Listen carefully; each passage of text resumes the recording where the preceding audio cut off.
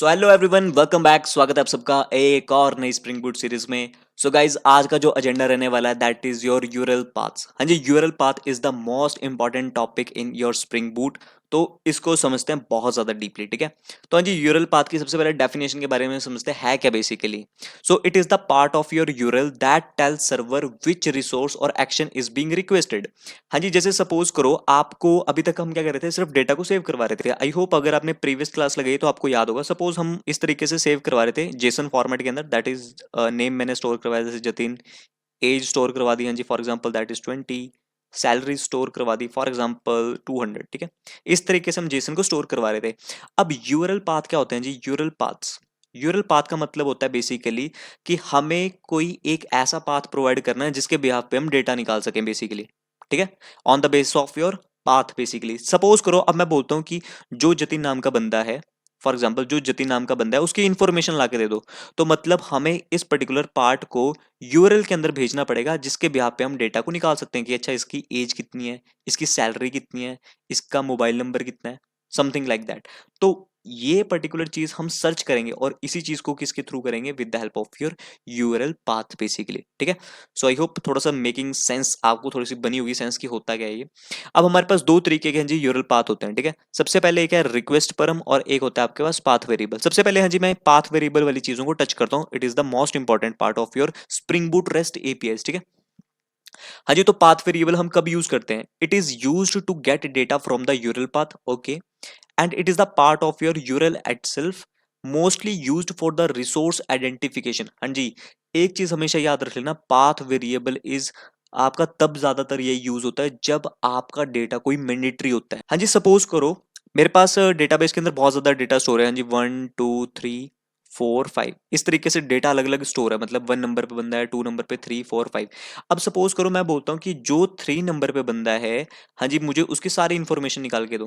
हाँ जी, सारी इंफॉर्मेशन मतलब जैसे उसका नेम क्या है, उसकी एज क्या है, उसकी सैलरी क्या है, ये सारी इंफॉर्मेशन निकाल के दो। तो ये सारी इंफॉर्मेशन आप तभी निकाल पाओगे ना जी जब आप उस बंदे को यहाँ पे आईडी दोगे। It means ID is mandatory. हाँ जी, आईडी इज मैंडेटरी। और जब भी मैंडेटरी वाला काम होता है, हाँ जी, उस केस में हम कौन सा वेरिएबल यूज करते हैं? यूआरएल पाथ यूज करते हैं, that is your path variable. हाँ जी, क्लियर है। मतलब जब हमें कोई चीज चाहिए होती है एंड दैट इज मैंडेटरी, मतलब आपको पता है इन्फॉर्मेशन निकालनी है, बट वो इन्फॉर्मेशन किसके बिहाफ पे निकलेगी? उसकी आईडी के बिहाफ पे। तो इट मींस आईडी देना is compulsory, it is not an optional. तो जब भी मैंडेटरी चीज होती है उस केस में हम किसका यूज करते हैं? जी, that is your path variable. हाँ जी, तो इसको यूज कैसे करना आओ जरा कोड के ऊपर तो आप ज्यादा समझोगे, ठीक है। हाँ जी, तो सबसे पहले उसके लिए हाँ जी मैं एक मेथड क्रिएट करता हूँ, पब्लिक स्ट्रिंग, और मेथड का नाम रखते हैं जी गेट एम्प्लॉय बाय आईडी। मतलब आईडी से हमें उस पर्टिकुलर इंप्लॉय को निकालना है बेसिकली, ठीक है।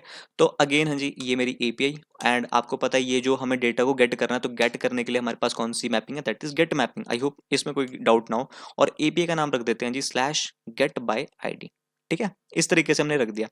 अब मैंने आपको क्या बताया था जी, आपको पता है कि आईडी के बिहाफ पे आपको डेटा निकालना है, तो इट मींस आपको आईडी देनी पड़ेगी। हाँ जी, आईडी तो आप मांगोगे ना बेसिकली, जैसे मैंने आपको एग्जांपल बताया था जी यहाँ पे कि आपको आईडी देना इज कंपलसरी। सो हाँ जी, आईडी कैसे ली जाती है? With the help of your path variable. तो हाँ जी, सबसे पहले आपको यूरल के अंदर ये जो आपका गेट मैपिंग है, यहाँ पे आपको सबसे पहले आईडी गेट करनी पड़ेगी। तो हाँ जी, आईडी कैसे गेट की जाती है? स्लैश इनसाइड योर करली ब्रेसिस। हमेशा याद रख लेना जी, करली ब्रेसिस के अंदर ही आप यहाँ पे आईडी को गेट कर पाओगे, अदरवाइज नहीं गेट कर पाओगे, ठीक है। तो मैंने यहाँ पे लिख दिया जी सपोज आईडी, ठीक है, एक वेरिएबल बना दिया किसी भी नाम का, ठीक है यहाँ पे।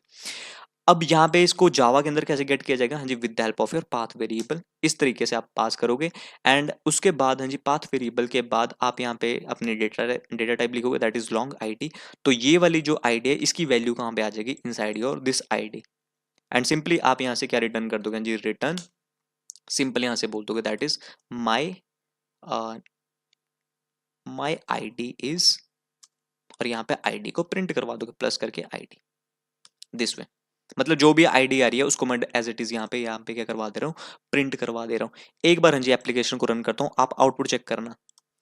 हाँ जी, सो एप्लीकेशन रन, एक बार इस एपीआई को हिट करते हैं जी गेट बाय आईडी। सो मैं यहाँ पे लिखता हूँ जी local host colon 8080 slash employ slash get, क्या था? Get by ID. हाँ जी, गेट बाय आईडी। हाँ जी, ठीक है, ये एपीआई थी। अब आपको पता है जी, इस एपीआई के साथ मैंने यहाँ पे कर्ली ब्रेसेस के अंदर आईडी लिखा हुआ है, so I have to pass the ID. हाँ जी, यहाँ पे मुझे कोई ना कोई आईडी पास करनी होगी, जैसे /1 2 3 कुछ भी यहाँ पे पास करना होगा। तो ये वाली आईडी पास करना इज मैंडेटरी, बिकॉज आप क्या यूज कर रहे हो जी, that is your path variable, this is the signature, so you have to pass the ID. तो यहाँ पे मैंने आईडी 1 पास की, मैंने इसको एंटर हिट किया, तो हाँ जी, ब्राउज़र आपको क्या रिटर्न करेगा, माई आईडी इज़ 1। तो ये वाली जो आईडी थी, वो कहाँ पे आई, हाँ जी, इसका फ्लो आपको पता होना चाहिए। जब मैंने ये वाली एपीआई हिट करी, तो 1 आईडी इसके अंदर आई, और जावा के अंदर ये वाली आईडी जो सेम नेम है, वही नेम यहाँ पे आया, तो इसके अंदर भी 1 आ गया, और मैंने डायरेक्टली यहाँ से क्या रिटर्न कर रहा हूँ, माई आईडी इज़, यहाँ पे 1 पास किया, तो माई आईडी इज़ 1 यहाँ पे प्रिंट हो जाएगा बेसिकली। ठीक है, सो अगेन हाँ जी, यहाँ पे आप जिसकी भी आईडी पास करोगे, सपोज 12, तो यहाँ पे जाके क्या प्रिंट हो जाएगा, दैट इज 12। तो यहाँ पे कहने का मकसद था, पाथ वेरिएबल क्या है जी, दिस इज मैंडेटरी। अब सपोज करो यही एपीआई आपको हिट करने, लेकिन आप कहते हो भाई मैं आईडी ही नहीं पास करूंगा, मैंने पास ही नहीं करनी। तो इस केस में अगर इस एपीआई को अगर मैं हिट करूं, so you will be getting the error. ये देखो एरर क्या है, that is not found, because you have to pass the ID, क्योंकि आपने यहाँ पे यूआरएल के अंदर आईडी लिखा हुआ है, तो यहाँ पे आपको पास करना पड़ेगा।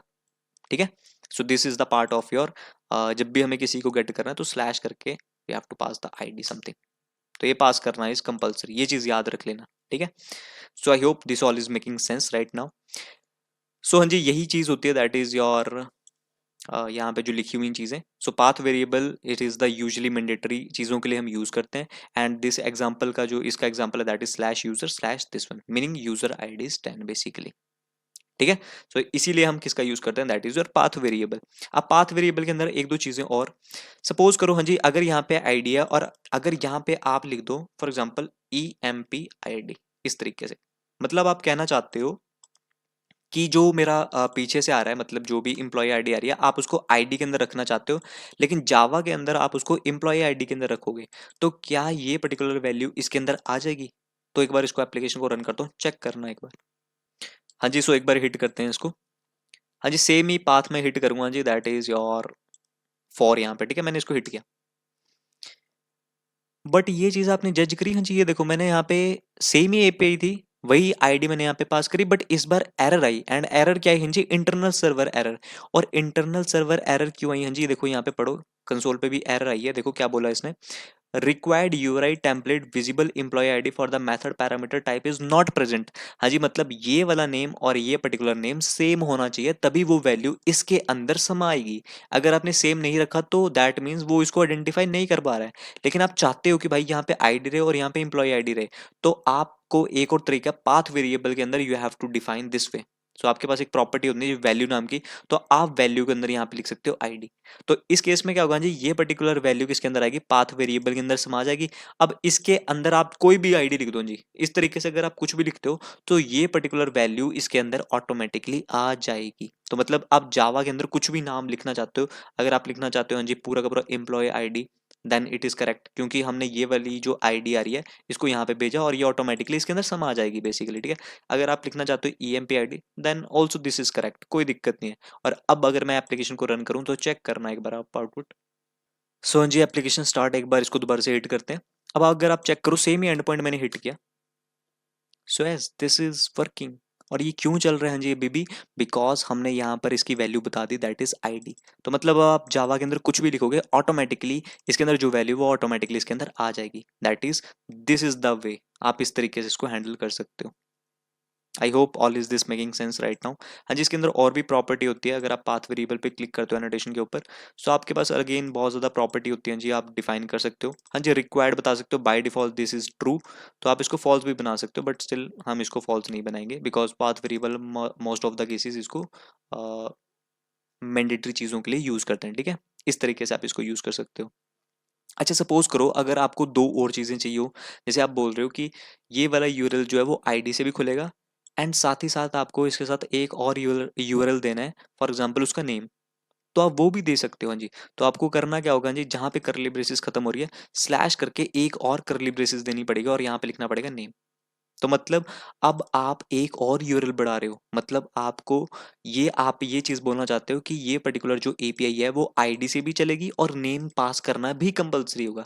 बट आपको पता है इसको भी गेट करने के लिए हमें एक और पाथ वेरिएबल बनाना पड़ेगा, yes you have to make. So आपको क्या करना पड़ेगा, एक और पाथ वेरिएबल लेना पड़ेगा, और आप इस पाथ वेरिएबल के आगे इस बार जो इसकी डेटा टाइप है वो क्या रखोगे, दैट इज स्ट्रिंग नेम, इस तरीके से। बिकॉज ऊपर से जी नेम आ रहा है, आपको पता है नेम मैं स्ट्रिंग के अंदर ही पास करूंगा, सो इसकी डेटा टाइप भी मैं क्या रखूंगा, स्ट्रिंग। तो ऑटोमेटिकली ये पर्टिकुलर वैल्यू इसके अंदर आ जाएगी। लेकिन अगर आप चाहते हो कि भाई इसका नेम मैं रखना चाहता हूँ एम्प्लॉय EMP नेम, अगर आप चाहते हो ये रखना है, तो ऑब्वियस है आपको यहाँ पे पाथ वेरिएबल के अंदर इसकी वैल्यू क्या देनी पड़ेगी, सेम एज इट इज जो यहाँ पे है, ताकि वो इस वाली वैल्यू को कैच करे और ये वाली वैल्यू ऑटोमेटिकली EMP नेम के अंदर आ जाए। आप ये भी कर सकते हो, कोई दिक्कत नहीं है, ठीक है। एंड इस पर्टिकुलर नेम को मैं क्या करूंगा, यहाँ पे जाके जोड़ दूंगा, प्लस करके my ID is this one and my name is, और इसको भी मैं कंकैट कर दूंगा, that is name employee name. And again एक बार API हिट करते हैं, रन करता हूँ एक बार। ओके सो रन करते हैं जी, एक बार इसको दोबारा से हिट करते हैं। हाँ जी देखो, मैं अगर 4 वाली को हिट करूँ तो फिर एक्सेप्शन आ जाएगी, क्यों, बिकॉज अगेन आपका जो यूआरएल है दैट इज अगेन ID तो पास कर दी, ठीक है, बट इसके साथ आपको आपको एक और चीज पास करनी है, दैट इज योर नेम। हाँ जी, तो नेम यहाँ पे पास कर देता हूँ, फॉर एग्जाम्पल जतिन। अगेन मैंने इसको हिट किया, yes my name is 4, sorry my ID is 4 and my name is Jatin. हाँ जी, क्लियर हो रहा है। तो इस तरीके से आप अपना काम कर सकते हो बेसिकली। सो अगर मैंडेटरी चीज़ें तो आप मैंडेटरी चीज़ें यहाँ पे पास कर सकते हो। एंड एक और चीज़ मेक श्योर कि आपका फॉर्मेट भी यही होना चाहिए, पहले ID फिर नेम। अगर आपने ये चीज़ गड़बड़ कर दी है जी कि पहले नेम और फिर ID, then again type mismatch हो जाएगी, ये चीज़ याद रखना, ठीक है। ये देखो bad request, and bad request क्यों आ रही है, बिकॉज जो फर्स्ट वाला यूआरएल है that will accept the long value, लेकिन आप कौन सी वैल्यू प्रोवाइड कर रहे हो, string, so that is wrong, ठीक है। तो ये कुछ बातें हैं जो आपको अपने जहन में रखनी है। I hope all is this making sense right now. So ये वाला जो पार्ट है that is your path variable. अब चलते हैं जी नेक्स्ट के ऊपर, that is your request params, ठीक है। हाँ जी, रिक्वेस्ट परम भी एक हमारा यूरल पाथ ही होता है, काम करने का तरीका होता है, बट इसके अंदर क्या होता है जी, it is used to get the data from the query parameter. हाँ जी, ये किसके लिए यूज होता है, that is your query parameter के लिए, and it comes after question mark in the URL. हाँ जी, तो ये चीज याद रख लेना, रिक्वेस्ट परम का अगर आप यूज कर रहे हो, so you have to use question mark, this is the syntax. Again you will not be able to छेड़छाड़ दिस सिंटेक्स, सिंपल सी चीज है भाई, सिंटेक्स के साथ कोई छेड़छाड़ नहीं। And mostly use for the filter. हाँ जी, हमेशा याद रख लेना, रिक्वेस्ट परम का किस लिए यूज होगा, हमेशा फिल्टरिंग के लिए या फिर ऑप्शनल डेटा। हाँ जी, ये चीज याद रखना जी, ये पाथ वेरिएबल हमेशा आपका मैंडेटरी डेटा के लिए यूज होता है, एंड जो आपका रिक्वेस्ट परम है वो किसके लिए यूज होता है, दैट इज योर ऑप्शनल और रिक्वायर्ड, दोनों चीजों के लिए यूज हो सकता है, but most of the cases इसको ऑप्शनल के लिए यूज करते हैं। हाँ जी, ऑप्शनल इन द सेंस कहने का मकसद है, जैसे कि फॉर एग्जाम्पल अगर आप कोई वेबसाइट ओपन करो, फॉर एग्जाम्पल फ्लिपकार्ट, मैं एक बार फ्लिपकार्ट को ओपन कर लेता हूँ, ठीक है।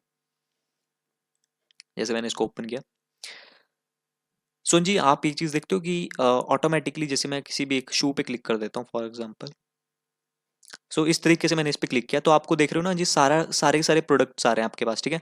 अब ये बाय डिफॉल्ट जब मैंने पेज को ओपन किया तो सारे प्रोडक्ट तो आ गए, बट अब मैं चाहता हूँ कि कोई कंडीशन, मतलब जो मैं चूज करूँ उसके बेसिस पे आए शूज, जैसे फॉर एग्जांपल मैं चाहता हूँ कि प्राइस 200 से लेके 500 के बीच के जूते आए, तो वो चीज आप कर सकते हो। जैसे फॉर एग्जांपल यहाँ पे देखो, यहाँ पे अगर टाइप क्लिक करते हो तो आपका जो डेटा है वो रिलोड होकर कौन सा डेटा आएगा जी, दैट इज योर शूज, वो वाले शूज आएंगे जिनकी, ये क्या है भाई, बैडमिंटन शूज, ये कौन से शूज होते हैं भाई, अच्छा बैडमिंटन वाले शूज, ओके।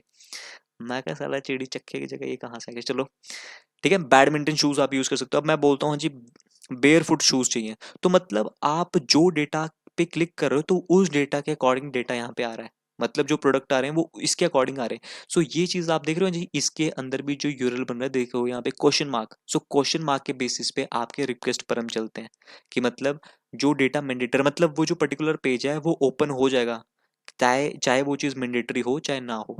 मतलब कि सपोज अभी तक ये देख रहे थे आप, जैसे आपको यहाँ पे कंपलसरी है ना जी ID पास करना एंड योर नेम पास करना, बट अब ये सेम चीज हम ऑप्शनल भी बना सकते हैं। अगर आपने ID पास करी तब भी चल जाएगा, नहीं पास करोगे तब भी ओपन हो जाएगा पेज। तो वो चीज दिखाता हूँ जी, सबसे पहले आओ जरा यहाँ पे। तो जी यही सेम एग्जांपल अगर मैं इसके लिए यूज करूँ रिक्वेस्ट परम के लिए, तो आप डिफरेंस क्लियरली देख पाओगे, ठीक है। सो इसके बनाते हैं गेट एम्प्लॉय बाय ID 2, और इसको गेट एम्प्लॉय बाय ID 2, ठीक है। बट ये चीज याद रख लेना जी, this is the syntax of your path variable, ये इसमें नहीं चलेगा, तो मैं इसको हटा देता हूँ यहाँ से, ठीक है। अब इसके लिए हम क्या यूज करेंगे जी, क्वेश्चन मार्क्स, ठीक है, क्वेश्चन मार्क बेसिकली। तो जी देखो यहाँ पे हमें इसको भी चेंज करना पड़ेगा जी, पाथ वेरिएबल की जगह क्या लिखना पड़ेगा, रिक्वेस्ट पैरम, एंड यहाँ पे भी क्या लिखना पड़ेगा, at the rate request param, param, oh nice, ठीक है। सो जी इस तरीके से मैंने यहाँ पे लिख दिया। अब एक और चीज याद रख लेना जी, रिक्वेस्ट परम में भी बाय डिफॉल्ट जो रिक्वायर्ड वैल्यूज होती है दैट इज ट्रू, मतलब कि आपको कंपलसरी होता है पास करना, बट स्टिल हम इसको चेंज कर सकते हैं। So we can say that कि रिक्वायर्ड, इसको मैं क्या कर देता हूँ फॉल्स, इसको भी कर देता हूँ रिक्वायर्ड फॉल्स। रिक्वायर्ड फॉल्स का मतलब है कि कंपलसरी नहीं है कि मुझे आईडी देनी ही देनी है, मैं नहीं भी दूंगा तब भी काम मेरा चल जाएगा, तो उस केस में हम इसको यूज कर सकते हैं, ठीक है। तो अब ध्यान से देखना जी कैसे करना है इसको, तो सेम ही चीज मैंने यहाँ पे करी है, ठीक है। अब मैं इसको एक बार एप्लीकेशन को रन करता हूँ, आप आउटपुट चेक करना, एक बार मैंने रन किया इसको।